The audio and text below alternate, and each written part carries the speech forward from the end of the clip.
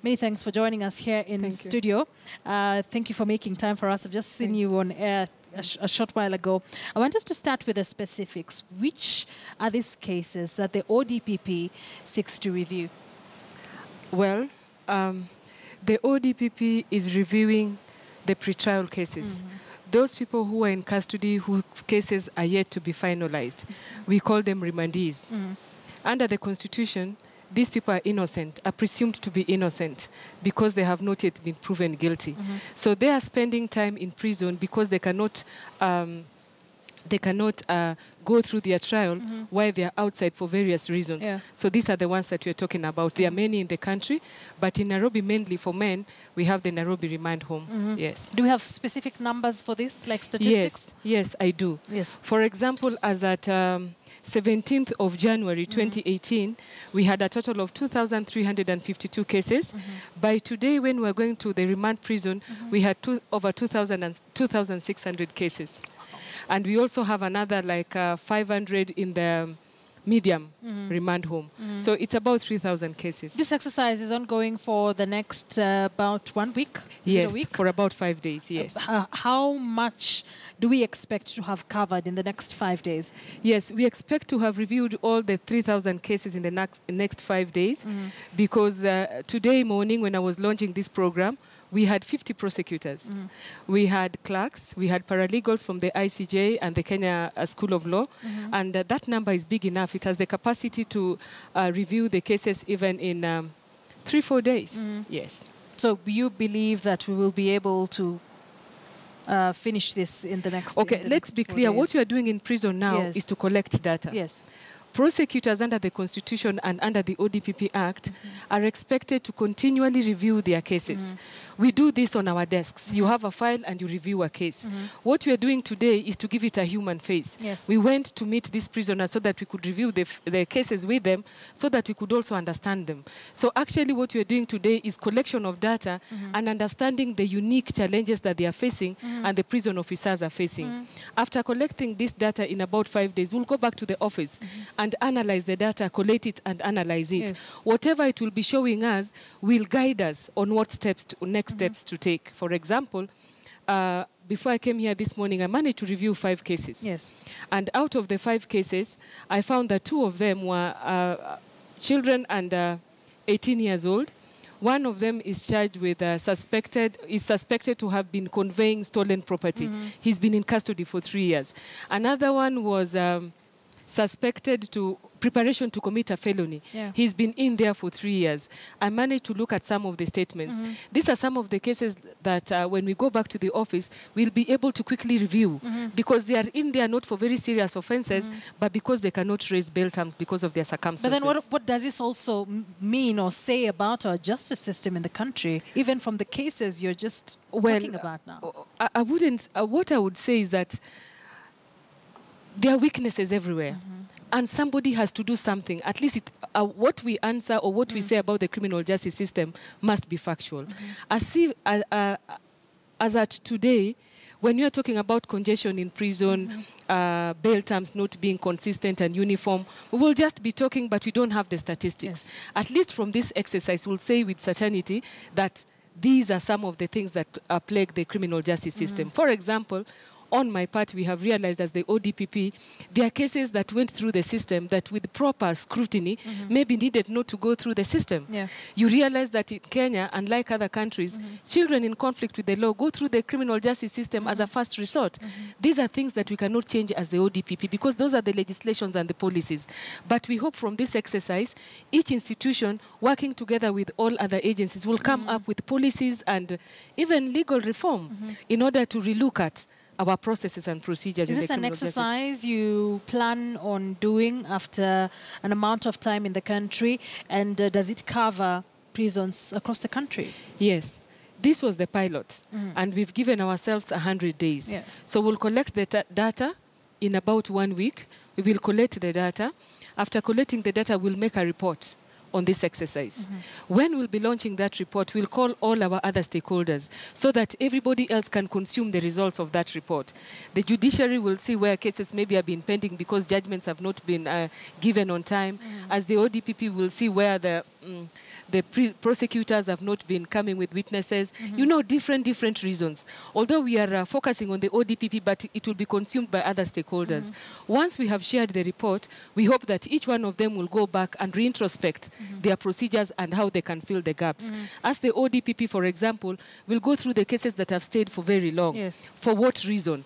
What is our participation? What can we do within the remit of the law so that we bridge the gaps that befall us as an office? Yes. So then in 100 days, we expect a full report. A full report on the 2,600 cases, yes. It's a tall order, but we'll do it, yes. So then what next after the 100 days? Because after the 100 days, saying, I get the feeling that it's an exercise that will continue for a while. I'll give you an example. Yes. For example, those people who cannot afford bail terms, the bail terms are very high, maybe not commensurate with the circumstances of the offenses. We will be able to tabulate those cases. We will approach the judiciary with the data and tell them we have these cases which, in our view, we could review for one reason or another. Yeah. Justice Lesit, who is the presiding judge of the Appeal Division of the High Court, was there with us as a chief guest today, and she understood. So when we approach the judiciary, we hope that they'll constitute a court for us to listen to these cases. If there are cases which have taken very long, we'll call for the files and urge the prosecutors to review the availability of witnesses, the availability of evidence, any other reason why the cases are not moving forward, and we'll be able to expedite those ones. For example, if you only had one witness, we can ask the Chief Justice to constitute a court to listen to the witness, or to constitute the court to listen to the witness, so that we get it off the prosecution chain. Do we know, do we have a huge number of particular cases that are in these 2,600 cases? Yes. Just give us the nature of some of these cases you're dealing with. A big number of these cases, for example, these were 12. Nairobi remand home houses remandees from 12 court stations. So from Milimani, we had 417, Makadara 1,164, Kibera 207, Kiambu 129, Kikuyu 150, Limuru 44, Githunguru 11, Ngong 45, JKIA 24, Gatundu 16, Thika 119, Kithimani 26. But for Kibera, we also have some of them in the medium remand home. What this will show you first and foremost is that Makadara it has the largest number. Highly populated. And maybe you have more people there who are not employed, a lot of youth. And we realized that most of the people, at least from the ones that I was able to review, most of them are young people. Most of them did not have really meaningful, gainful employment before they were arrested.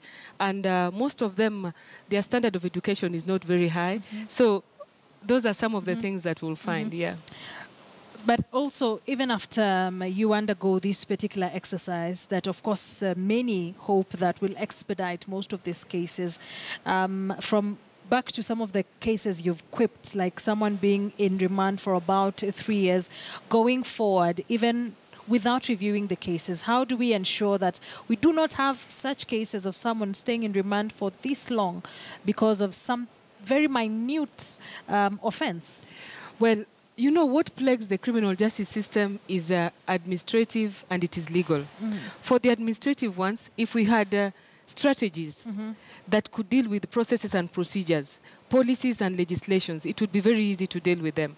For example, one of the things that we've been talking about, and the former director, Mr. Keriako Tobiko, was very serious about, was something like categorization of cases. You see, for example, in the penal code, murder is murder, robbery with violence is robbery with violence, attracting a specific sentence. There is no classification of that offense. So the prosecutors or the policemen investigators do not have a leeway to categorize the seriousness of offenses. If we had that, it would be very easy to categorize these offenders. Because if you go to court, for example, today, it is robbery with violence. And robbery with violence is very pregnant.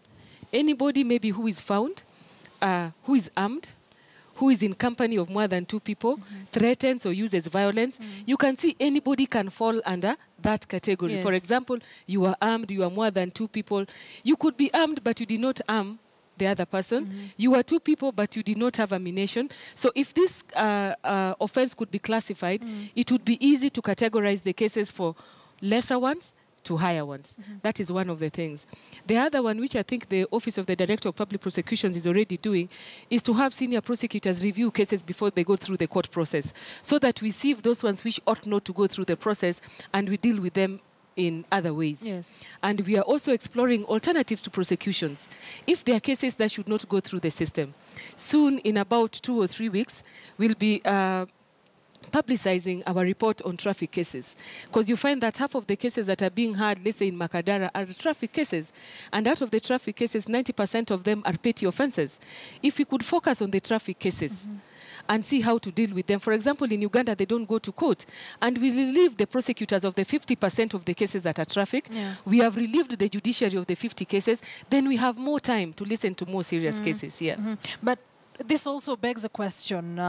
The justice system in the country is not very favorable to poor people. It is a justice system, it seems like a justice system for the rich, because from even the cases and the numbers in Makadara, in Kibera, those are where the largest number of people come from in your list.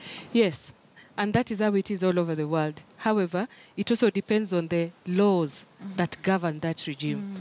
If the law requires that if you're arrested, you cannot be let out on bail unless the offense attracts bail. Secondly, although bail is a right, depending on the circumstances of the case, it might not be automatic. Number 3, you cannot just be let go. Even the prosecutors, the policemen, and the judiciary, they're supporting infrastructure. For example, you find in most cases you are let out on bail. Let's say we leave you on your own surety. Yes. We say that because you are a senior person in KTN, you're an anchor, we will let you go because we know you. But we cannot, we have nothing to identify you. Like, for example, a unique number. If somebody tells you they live in Kibera, the houses have no numbers. Even if you stood surety, you are not able to get the person. What am I saying? I'm saying that the supporting infrastructure to support the court process is not very conducive. Yeah. How do we better it? Now, that is multi-agency something. Many countries approach it from a multidimensional aspect. For example, in Kenya, we would be saying it is the duty of the Ministry of Housing and Infrastructure to know that people stay in houses that are marked. It is the duty of another part of another department of government to make sure that we have roads.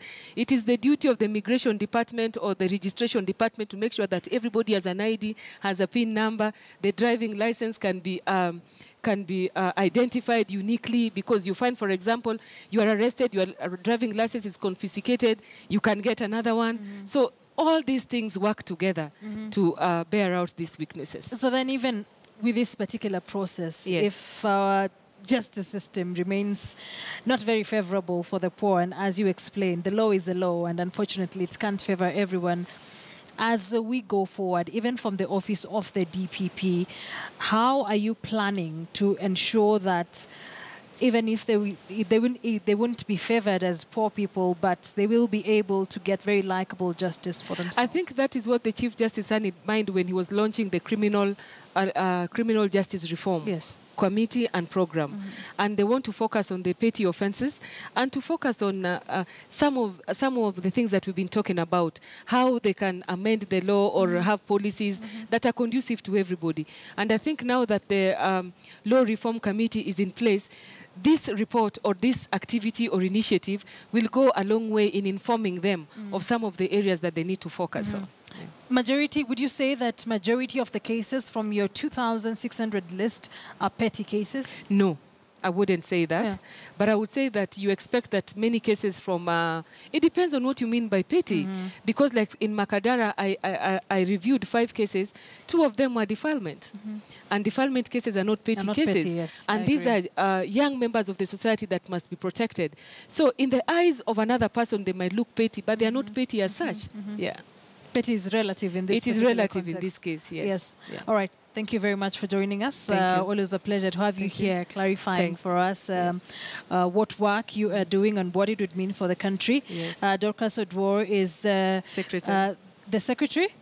Of the Office of the Secretary of Public Prosecutions. Secretary of Public Prosecutions at the Office of the Director of Public Prosecutions, or ODPP, if you like. Thank you very much for that clarification.